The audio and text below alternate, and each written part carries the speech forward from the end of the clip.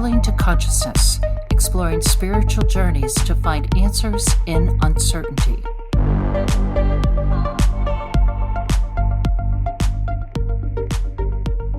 What is up, conscious monkeys? Welcome back to another episode of Traveling to Consciousness. As always, I'm your host, Clayton, and in today's podcast episode, we are going to give you a little bit of Indigo education, because I feel like that's just such a piece of the puzzle that is missing.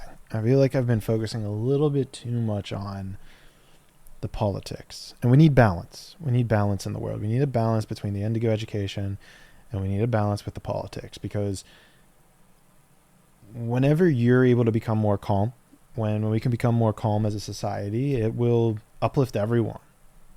It'll uplift, honestly, the campaign. It'll uplift you. It'll uplift the people around you.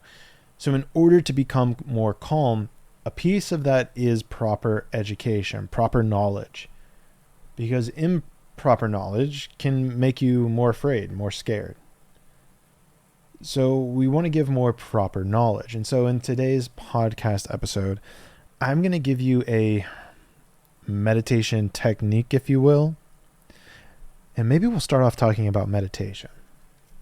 But we'll give you a little bit of a technique, if you will, that will help you become more calm. It's actually a tool that can be used in many different ways, but becoming more calm will be the key aspect of it. So, meditation. Now, if you would have asked me when I started my meditation journey almost 10 years ago, 8 years ago, I started off, quote unquote, meditating by sitting on my bed for anywhere from 5 to 20 minutes in the morning and whenever I went to bed to kind of calm my mind. And I did this for years and years. But I think this is a huge aspect of what we get wrong in the West about meditation, which is it's not something that you do by just sitting in a room, sitting still for 8, 10, 15 hours a day. And I think we get this drastically wrong. I think we have to realize that meditation is something you do in every single moment of every single day. It's something that you're just naturally doing throughout the day. And it's mixed in with awareness. So proper meditation, in my opinion, now, if you ask me now, which I guess you guys are because we're talking about it now, is being acutely aware to what you're doing with every single moment of your day. Because if you consider yourself a conscious creator, a mindful person, every single moment you should be in tuned or innately aware with the present moment. You should be innately aware with what's going on inside your body, the inputs coming in from the outside world, the outputs going out from your inside world. So become acutely aware of what's going on there. Because if you just spend 5-10 minutes a day, maybe you'll make some progress. But you have to realize that it's an entire day event. Becoming calm, becoming more calm, becoming even calmer. And I think that's probably the goal. At least I guess that's my goal as of right now, is to become even more calm. Because when you're angry, when you're scared, when you're afraid, when you're in fear, you don't make rash decisions. You don't make decisions that are going to benefit, well, you, but you in the future. You don't make decisions that are going to benefit your community, nor your community in the future. The only way you can make decisions that are going to benefit you and your community now and in the future is by being more and more calm. So to become calm, you need a technique or techniques. There are many out there, but I'm going to give you this one. And it's a very powerful one. And it's kind of where I guess you get the term tree huggers from this. No, you're not going to have to hug a tree. You can hug a tree if you want. Hugging a tree can work as well. If you want to go that route, by all means, I'm not holding that back. But what you can do, and I do this every day for about 5 to 10 minutes, go outside, find a patch of grass or dirt or sand. You can do it with either, any of the above. And you're going to rub your hands in a circle. You can be on your knees if you like. And talk to nature. Tell nature what you want. Tell her how you could have more help in your life. Maybe you need more money. Maybe you're trying to hire someone and you can't find the right person. Tell her you need more people in a certain field. Tell her what you need. And this is so powerful that it will, I can almost guarantee you, if you do this for a week, well, I don't want to put a guarantee on it. If I'm going to guarantee it, I'll say at least 2 weeks. Do this for at least 2 weeks. And I can almost guarantee you that you'll start seeing things shift into that direction or that desired reality that you're looking for. You'll see little micro nuances occur that will bring you that item to you. That thing, those people, those events. You'll get closer and closer and closer. So what you do is, and I'll just repeat this again, here's the technique.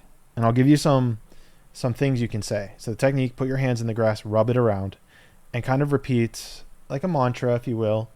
Maybe it's be happy, be healthy, enjoy problems, enjoy every moment, enjoy a long, lucrative life. Do these things. Say these things. Speak like this. Speak in the way where you're telling Mother Nature what you want, as if it's you. And I'll give you some more knowledge. And this is the knowledge of why this works. This works because here's what's happening. Let me take a step back. The spirituality community, right? If you've heard any of my podcast, not any, but a lot of my podcasts, right? A core theme that sometimes will pop up with guests that I have on the show is they talk about how this reality is an illusion, how it's not real, yada, yada, yada. And at one level, they're right, but at another level, they're wrong. So at one level, what they're trying to say is that there's more energy, there's higher beings, there's, we have our soul, which is not confined to this reality, which again is true. But it is also false in the fact that even though this is a quote unquote illusion, we all agree that we're experiencing it. So it very much is real.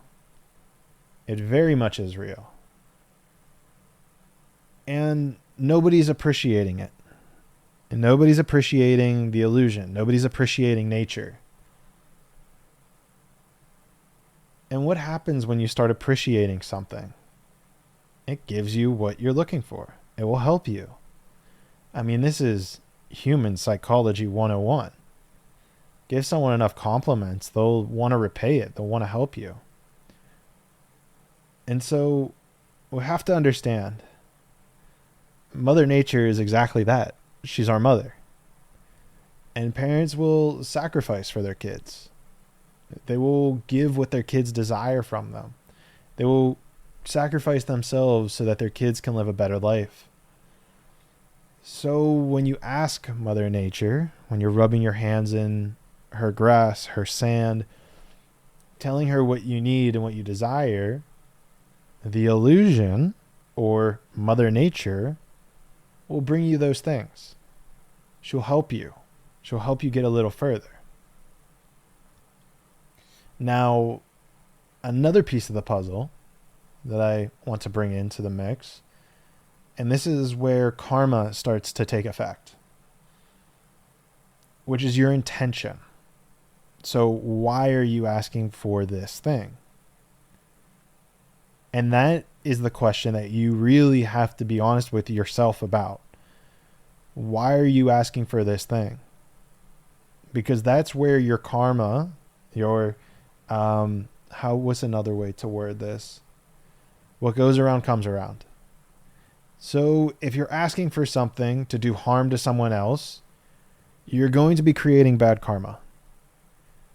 But if you're asking for something to help someone else, maybe it helps you become more calm. Maybe you want to help Mother Nature. Maybe you want to help somebody else. That'll be good karma, no matter what the thing is. So start with your intention of why you're asking for this thing. And honestly, that's probably a good reminder for myself, because I could probably do a better job of communicating that whenever doing this, right? And through that communication, you're talking to the illusion, if you will, the program, the computer simulation, whatever you want to call it. Mother Nature is what I suggest, I think is the best phrase for it, the best name, if you will. It's what connects everything, right? The plants, the trees, the sun, the solar system. All of it's ruled by our Mother Nature. But you can use whatever name. She doesn't care. As long as you're respectful. Or don't be respectful, and then you'll get that back in return, right? And this is where you'll hear it a lot in the modern day spirituality of it being a mirror, right? Is you reap what you sow. So, what I suggest or encourage is that you use it for good. You use it for helping others, for making the world a better place. For helping us, for having us come together as one family. Because if we all have the same mother, then we're obviously all the same family. No matter your sex, no matter your color, no matter your orientation, no matter anything. We're all brothers and sisters, cousins, aunts and uncles, husband and wives. We all have some sort of relation to each other. So appreciate it. And take that into consideration whenever you're speaking to Mother Nature, when you're doing this technique. Because I'm telling you, this is a very powerful technique. Very powerful technique. I've used it many a times and I've gotten many a things from it. It happens very quickly. Very quickly. Just connect. Be calm. Connect with her. Ask what you look for. Seek what you desire. Tell her. Be honest with her. And even if you feel like your intention isn't the purest, ask her to purify your intention. You can get pretty meta with this. So go try. Okay, so here's the one last little time. I'll tell you the technique again, so you don't have to go back and play it. So bookmark this. Go outside. Find some grass. It can be dirt. It can be sand. Find the ground. Rub your hands in it. Kind of in a circular motion. You can play with it. Have fun. Rub your hands and speak to her as if you're connected and telling her what you need, what you want out of life. Tell her what to be, or tell her what to send you. I need so-and-so. Be happy. Be healthy. Those are easy ones. Live long, lucrative life. That's another easy one.